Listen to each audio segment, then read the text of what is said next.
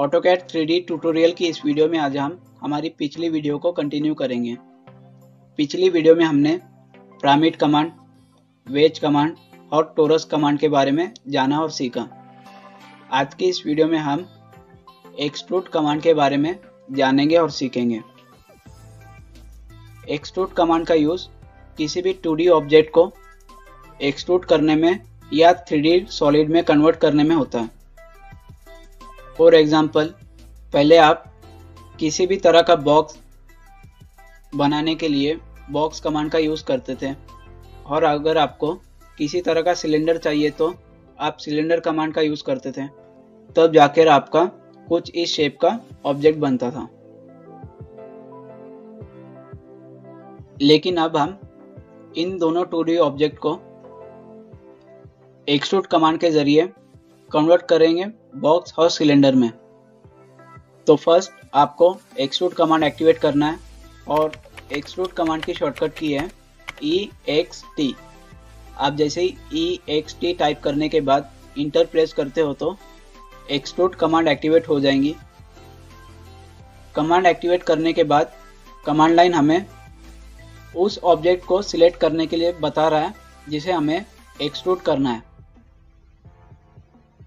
तो आपको object select करना है। ऑब्जेक्ट सिलेक्ट करने के बाद इंटर प्रेस करना है।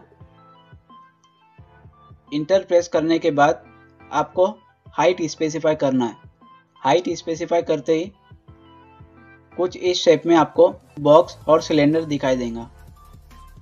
तो इस तरह से आप किसी भी 2D ऑब्जेक्ट को 3D में कन्वर्ट कर सकते हो। और दोस्तों, आप जब भी किसी 2D ऑब्जेक्ट को एक्सट्रूड करते हो तो वो पूरी तरह से ज्वाइन होना चाहिए, तभी वो सॉलिड में एक्सट्रूड होगा।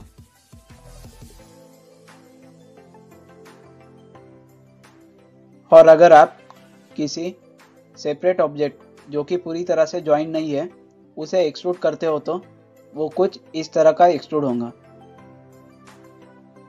जो कि सरफेस की शेप में एक्सट्रूड होता है।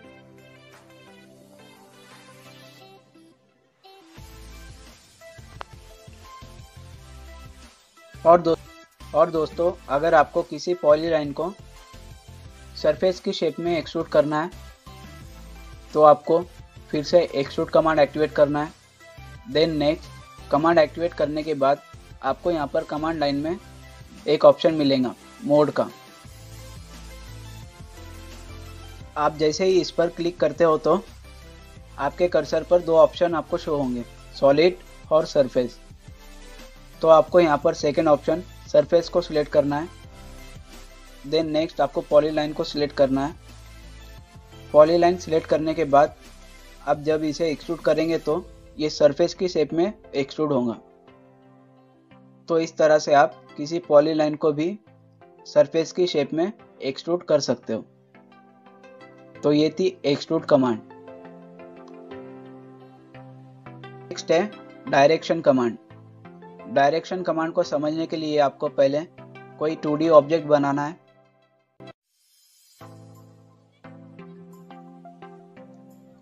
टू डी ऑब्जेक्ट बनाने के बाद एक्सट्रूड कमांड एक्टिवेट करना है।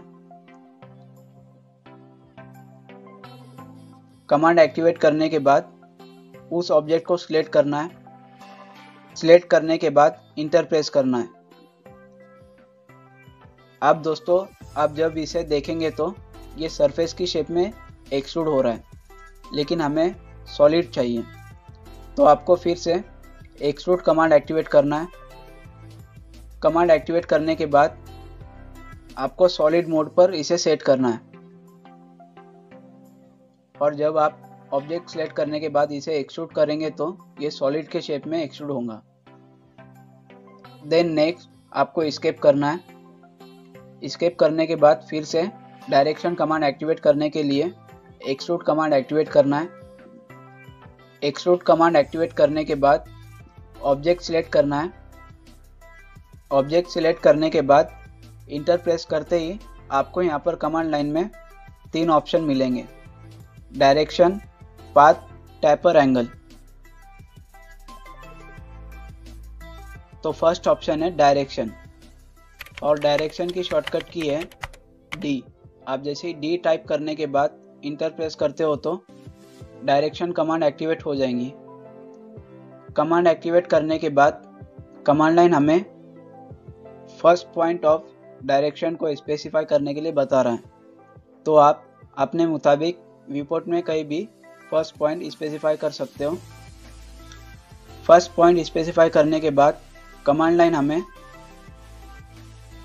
And point of direction specify करने के लिए बता रहा है, तो आपको एंड पॉइंट स्पेसिफाई करना है।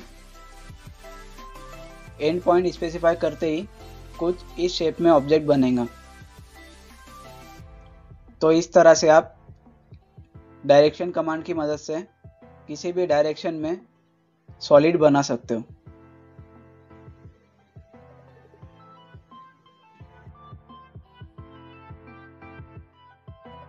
तो ये थी डायरेक्शन कमांड। नेक्स्ट कमांड है पाथ। पाथ कमांड को समझने के लिए आपको पहले कोई 2D ऑब्जेक्ट बनाना है।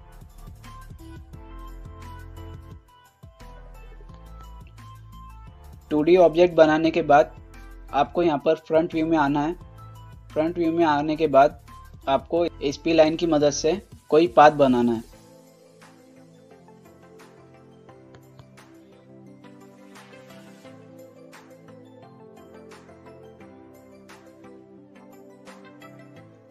पाथ बनाने के बाद आपको फिर से यहाँ पर टॉप व्यू में आना है। टॉप व्यू में आने के बाद फिर से एक्सट्रूड कमांड एक्टिवेट करना है। कमांड एक्टिवेट करने के बाद आपको ऑब्जेक्ट सिलेक्ट करना है। ऑब्जेक्ट सिलेक्ट करने के बाद इंटर प्रेस करना है। इंटर प्रेस करते ही आपको यहाँ पर कमांड लाइन में सेकेंड ऑप्शन पाथ का मिलेगा, और पाथ की शॉर्टकट की है पी। आप जैसे ही पी टाइप करने के बाद इंटर प्रेस करते हो तो पाथ कमांड एक्टिवेट हो जाएंगी।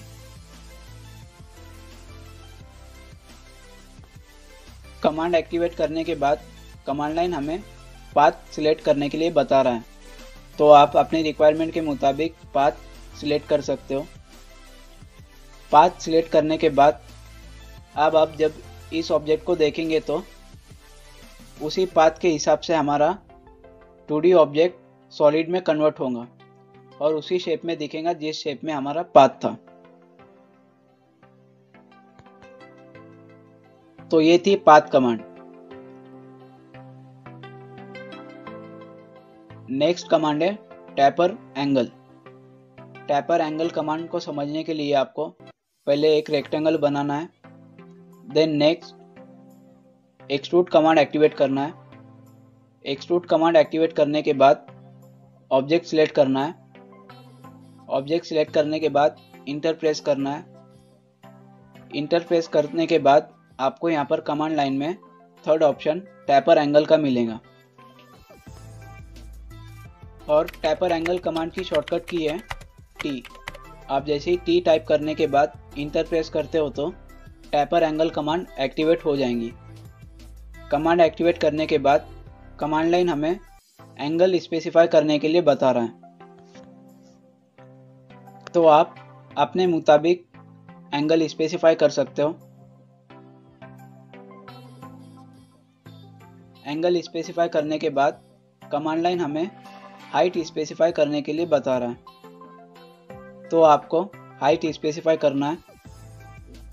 हाइट स्पेसिफाई करते ही कुछ इस तरह का ऑब्जेक्ट आपको दिखाई देगा, तो इस तरह का ऑब्जेक्ट आप टैपर एंगल कमांड के जरिए बना सकते हो।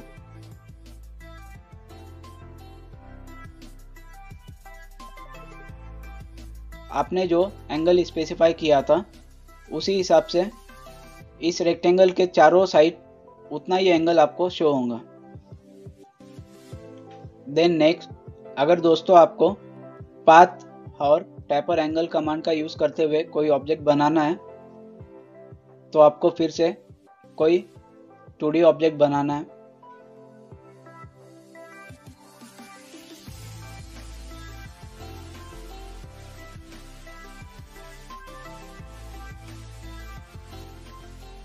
ऑब्जेक्ट बनाने के बाद आपको एक्सट्रूड कमांड एक्टिवेट करना है।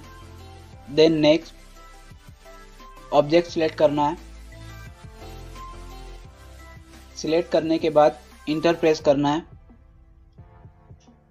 इंटर प्रेस करने के बाद आपको टैपर एंगल कमांड एक्टिवेट करना है। देन नेक्स्ट आप अपने मुताबिक एंगल स्पेसिफाई कर सकते हो। एंगल स्पेसिफाई करने के बाद आपको पाथ कमांड एक्टिवेट करना है। पाथ कमांड एक्टिवेट करने के बाद कमांड लाइन हमें पाथ सिलेक्ट करने के लिए बता रहा है, तो आपको पाथ सिलेक्ट करना है। पाथ सिलेक्ट करते ही कुछ इस शेप में आप टैपर एंगल और पाथ कमांड के ज़रिए इस तरह का ऑब्जेक्ट बना सकते हो। तो ये थी पाथ और टैपर एंगल कमांड, जिसके बारे में हमने जाना और सीखा। आज की इस वीडियो में बस इतना ही। मिलते हैं आपसे अगली वीडियो में।